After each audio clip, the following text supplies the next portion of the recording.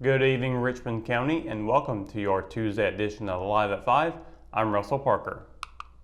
One Richmond County Commissioner has come up with a potential compromise in a situation that has pitted the county government against all 6 municipalities in recent weeks.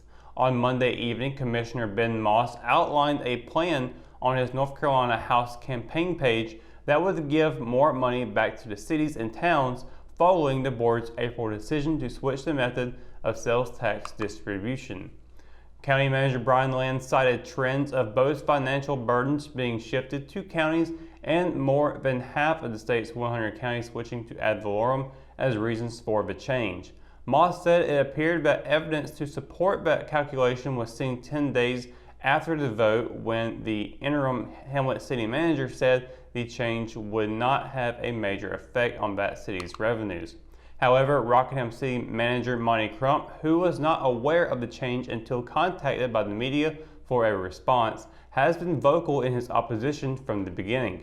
The other municipalities soon also expressed their disappointment, with Rockingham Mayor Steve Morris and Hamlet Mayor Bill Bayless dropping off letters from every municipality but Norman on April 29th asking the commissioners to reconsider. Norman produced a letter later that day. Moss said he has spent the past month having conversations with leaders of the other municipalities to understand the impact the distribution change would have on their communities, including unintended consequences. He said he has a plan for the next year to help mitigate their losses. Under Moss's plan, any revenue to the county beyond the $675,000 that was pitched to commissioners would be returned to the municipalities. He added that he is only speaking for himself and not the rest of the board in bringing his plan directly to the public, a step Moss says he doesn't take lightly. On May 1st, President Donald Trump declared a major disaster in the state of South Carolina based on damages and losses caused by severe storms, tornadoes, and straight-line winds that occurred in mid-April. Adjacent counties in North Carolina, including Richmond County, are named as contiguous counties where eligible family farmers may qualify for FSA emergency loan assistance. Anson, Scotland, and Robeson counties are also on the list. During a news conference on Monday, Governor Roy Cooper did not provide definitive answers about whether North Carolina would enter Phase 2 of his reopening plan this weekend. The second phase of his 3-pronged plan would relax some of the country's most stringent rules on state businesses and residents. North Carolina entered Phase 1 on May 8th. Phase 1 allowed state parks and some retail businesses to reopen with safety precautions in place. Phase 2 would see even more restrictions lifted, potentially allowing hair and nail salons, gyms, and restaurants to open with limited capacity. People at higher risk of contracting the virus would be encouraged to continue sheltering in place. Exact details on Phase 2 are lacking, but North Carolina may not enter the next phase on May 22nd, which is the earliest date Cooper has set for the next round. Many residents and businesses are growing wary of the lockdowns, and some questions from journalists mirrored that sentiment. Cooper didn't waver, continually relying on talking points and used data in general, non-specific terms to defend the restrictions. If North Carolina fails to enter Phase 2 this weekend, the state will take a closer look at a regional approach to reopening, Cooper said. The governor said viruses don't respect county lines, even though rural areas have relatively low rates of infection. Several counties have passed resolutions urging the governor to allow them to reopen at their own pace. In the North Carolina Department of Health and Human Services new weekly report, it is estimated that over 11,000 in the state have resumed to be recovered from COVID-19. According to NC State University's data gathering from the Health and Human Services, Johns Hopkins University, and local health departments, North Carolina is up to 19,597 confirmed cases. The website also shows that Richmond County has 114 confirmed cases with 2 deaths, and 42 have recovered. When we return, we've got your Live at 5 weather report. It's coming up right after the break, so stay tuned. Locally owned and operated, One Stop Vape Shop is a place you'll want to check out. Whether you need vape supplies, signs, business cards, decals, or your chakras aligned, we have you covered. Our in-house print shop has quick turnaround time and is open 7 days a week. We offer a wide range of products including stones, herbs, pendants, CBD, kratom, and more. Visit us at 939 East Broad Avenue in Rockingham.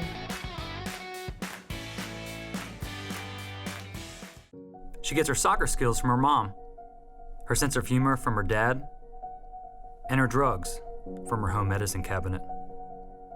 Over half of misused medication comes from family and friends. Talk to your children about the dangers of prescription drug misuse. Secure your medication, take regular inventory to ensure nothing is missing, and properly dispose of expired or unused medication. Be aware. Don't share. Lock your meds.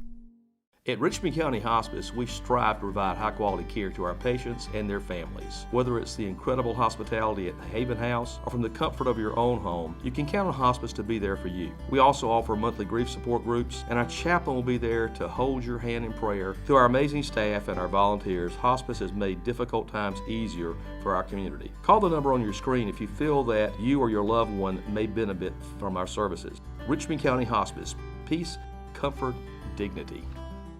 Hometown heroes? Well, maybe.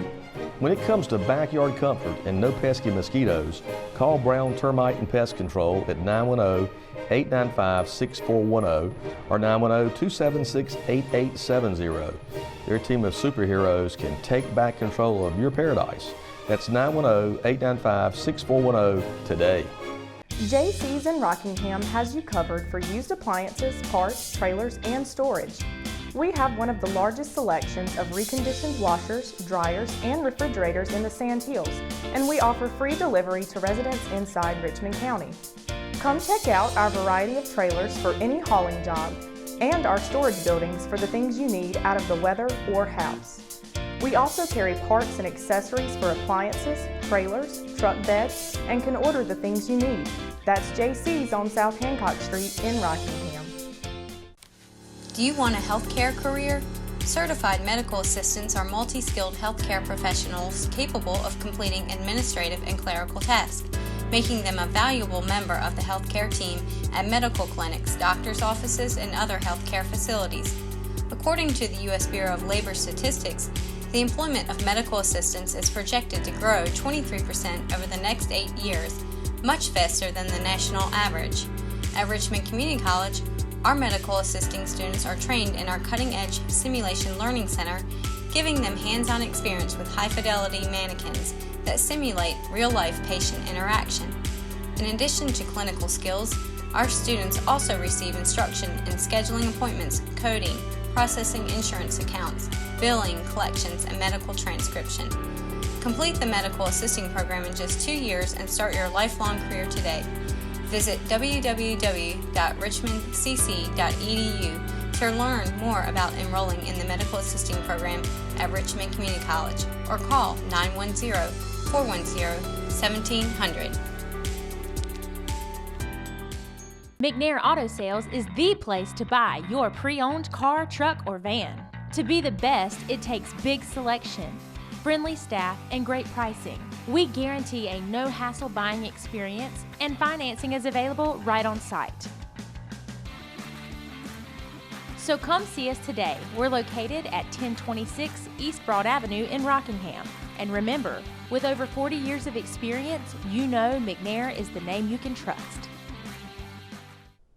Your Live at 5 weather report is brought to you by RO Yellow, Richmond County's new online business directory. Happy Tuesday, everybody. Hope you're having a nice day today. It hasn't been too nice outside with the way the weather has been. It has been raining off and on pretty much throughout the entire day today. And as last night we saw, the rain did come in, and it actually kind of affected some areas in Richmond County with power. At least I know from my place specifically, we did have power kind of flicker on and off throughout the night and in the early morning. And some parts of Richmond County are still dealing with a little bit of power outage due to that weather coming in, it seems like. But We do have a lot going on with this rain, and we're not done with it just yet tonight. We are seeing moderately high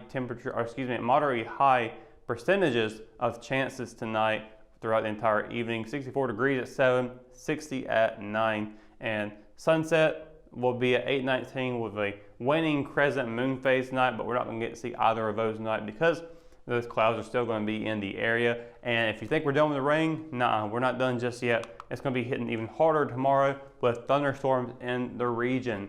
Fayetteville, though, will be seeing a high of 67, a low of 63. Rayford, high of 66, a low of 61. Lumberton will be seeing a high of 70 and a low of 66.